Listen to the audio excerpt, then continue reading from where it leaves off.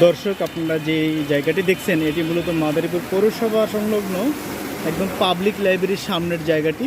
দেখেন এখানে পানিতে একদম ভেসে যাচ্ছে, ব্যাপক পরিমাণ পানি। এবং এখানে দেখেন গাড়ি ঘোড়াগুলো কীভাবে যাচ্ছে। পাশাপাশি এটা কিন্তু পৌরসভার একদম লাগোয়া একটা জায়গা।